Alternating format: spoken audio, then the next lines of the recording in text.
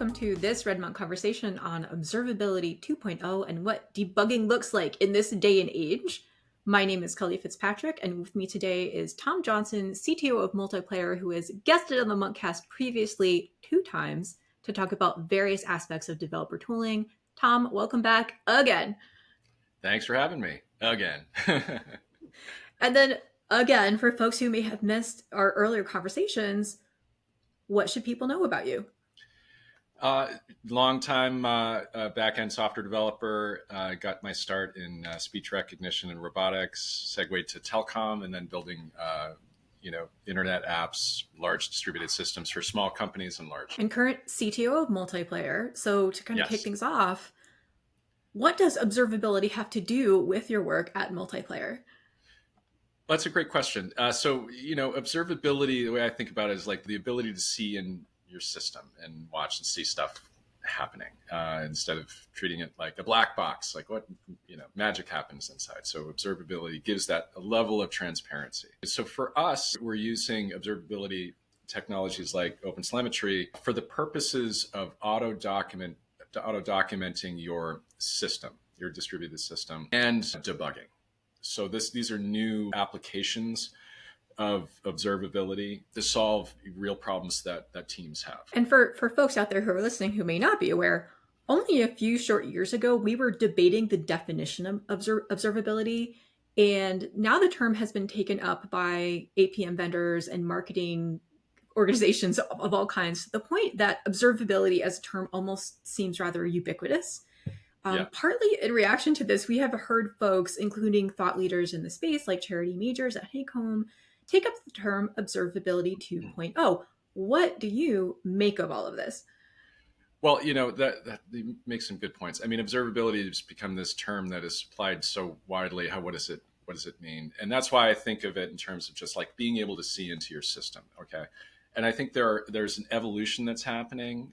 So if you think about what observability, say 1.0 is, it's basically APM providers that provide just a big bucket for all of your logs, metrics, and traces. And maybe they have proprietary agents to help collect this data. So it's a good starting point. It's what, it's necessary with complex distributed systems.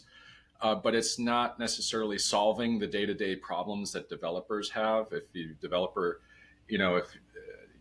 you're debugging an issue, the developers I know rarely go into the APM tool because it's so hard to find the needles, in the haystack that give the evidence of the bug that's happening. So it's like you're chasing stuff around.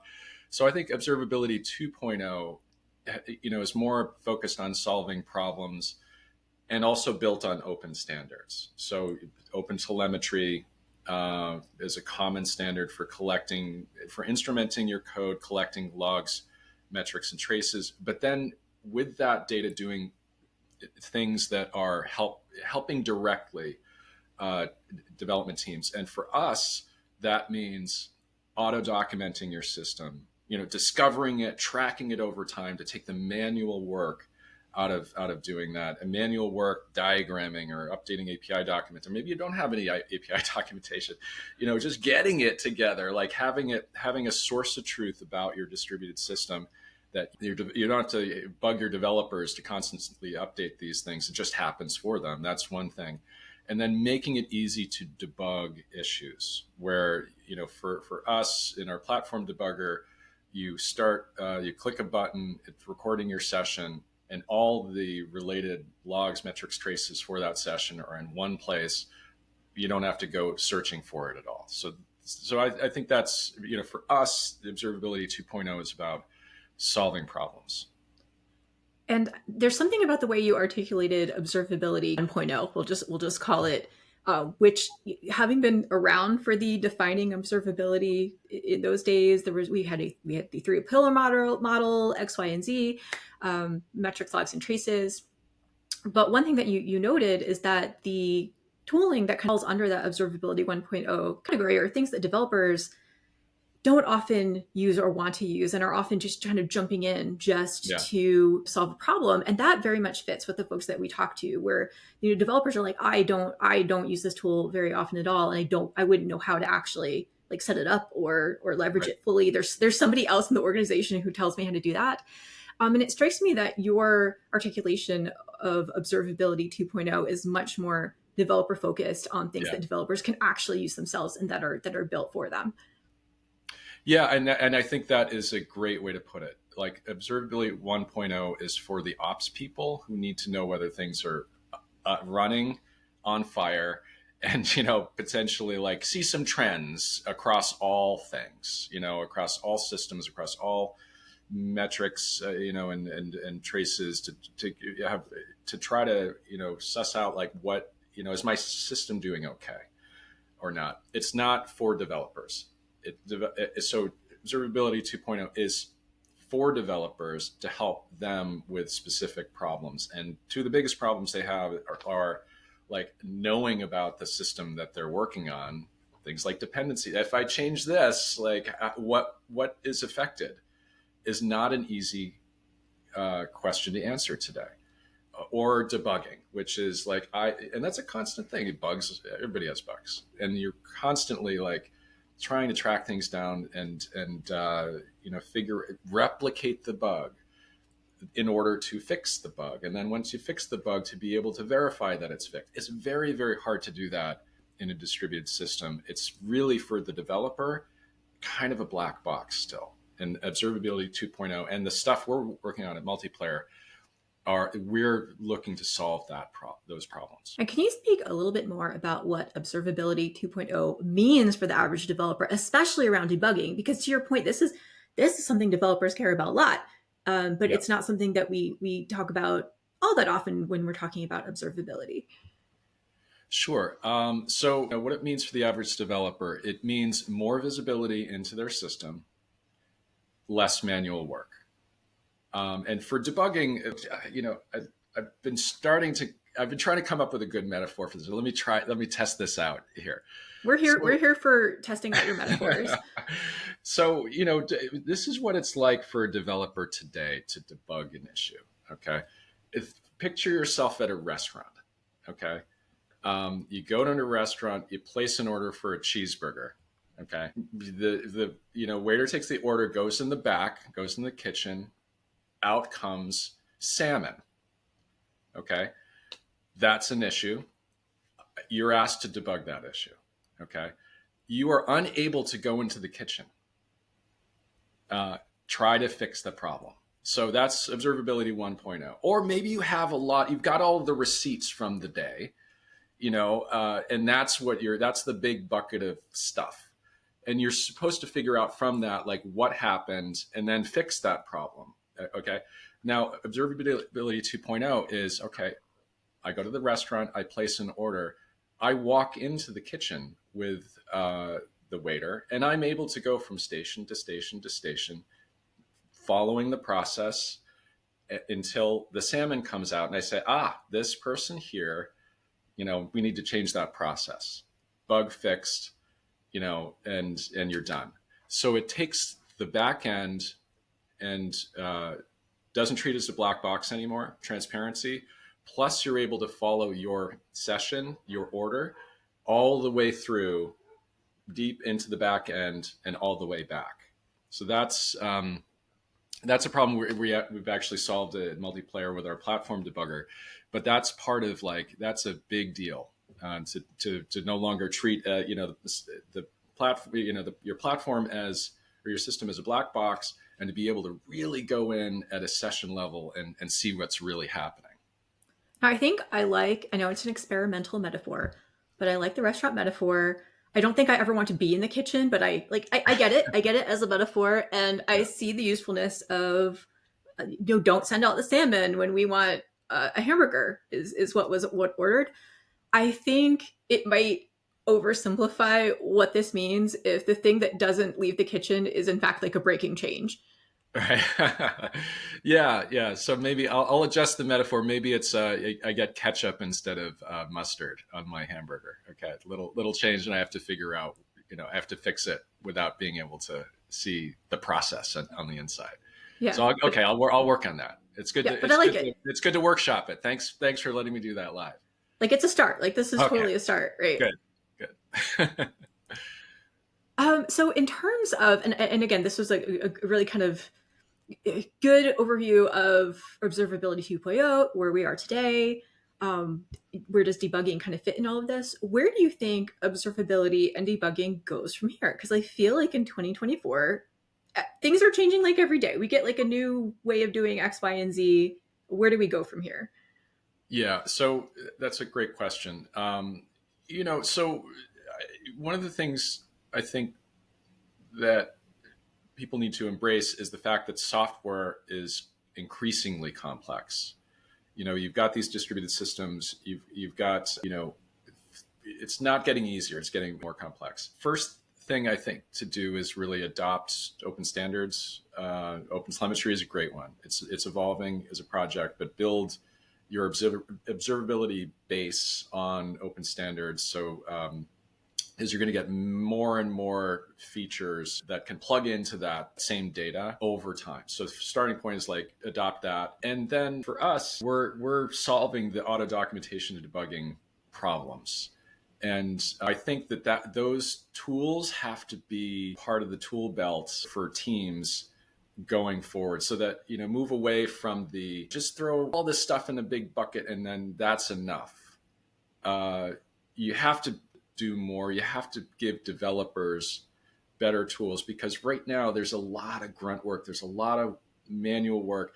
Developer experience is low, can be much higher, just by removing that grunt work, taking it off the table.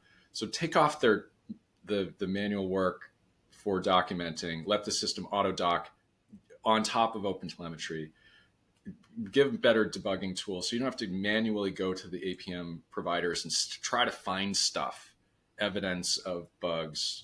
Don't like say QA reporting a bug or a customer like here are the steps to reproduce. Don't do that. Like manually reproducing a bug is terrible.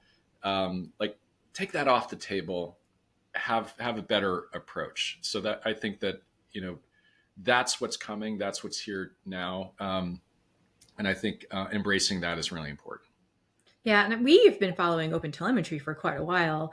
And I think what strikes me here is it's let us take OpenTelemetry. We have found a way to leverage this for like auto documentation, and then we have found a way to leverage that to help with debugging. So it's almost like taking something that is in the realm of possible and like taking this nicely packaged, precise way of leveraging it that developers can really benefit from. Absolutely. Yeah. So, moving on from that, what do you think this means for developer tooling and developer experience in general in the future? So it's a better developer experience. It's, easier onboarding. It's less risk for an organization when you're able to, get the knowledge out of the heads of people and it's out there for, you know, people to share. And, you can have better communication. You can have better productivity. It's faster. Developers can be focused on the stuff they should be doing, which is developing features, fixing bugs quicker, more productivity, faster delivery of features, more innovation, shorter time periods. And on top of that, because this stuff is really connected to a lot of grunt work that nobody likes to do, boy, just for that alone, I would say just do it. But that's a huge benefit for the daily happiness level of developer. They can focus on the things they like to do. I don't know how many hours, weeks, months of my life I've spent grepping through logs to find the issue related to the bug that I need to fix. I'd like all that time back, and if I could use tools that like would never require me to do that again, I absolutely would. Yeah, and there's definitely space in my head that was taken up with like the process of digging through logs, like Yeah, knowing how to do that. Because once you learn how something is being like recorded in a given tool, like it's easier to do. But I want that brain space for other things. absolutely. And yeah, and there's just so much to know about and keep in your head anyway as systems get more complex. This should not be one of those things. Yeah, absolutely. And I think kind of connecting developer experience to not only happier but more say productive teams. I think there's an argument there. You and I have talked about in like a previous episode about developer experience research, and there was an Atlassian report that came out this past summer where they talk about developer experience, and one of their findings is that developers are losing 8 hours a week due to inefficiencies. And Mhm. if you do the math on that, you get to like $13,000 per developer per year or something like that, and you can add Yeah, that up by all the different developers in an organization. There's like a financial argument for all of this as well. absolutely. Yeah. So we think that up to 20% of the time of a developer can be spent on things like grunt work related to keeping documentation up to date or finding stuff, dealing with out of date documentation, debugging, finding all the traces involved in the customer problem that they said yesterday around, I don't know when it was, but I got an error. Can you fix the problem? Like that is, you know, that is real. So if you have a team of 10, like one or two developers, it's like having a couple of developers basically sitting on their hands, not doing work on the core product and advancing it. It's all like wasted time. So I think that the tooling that's coming out, that we're developing, and that the trend for tools to help developers, do their jobs a little easier, it's going to equate to better bang for your buck as a company. You're paying. What are you paying for? You pay for developers to do new things, new features, and not sit on their hands. So it's an imperative, I think, now, and it's as systems get more complex, it's just more time without a radical change in how you know do things. So And yeah, more time and more brain space for innovation, yes. which is a good goal.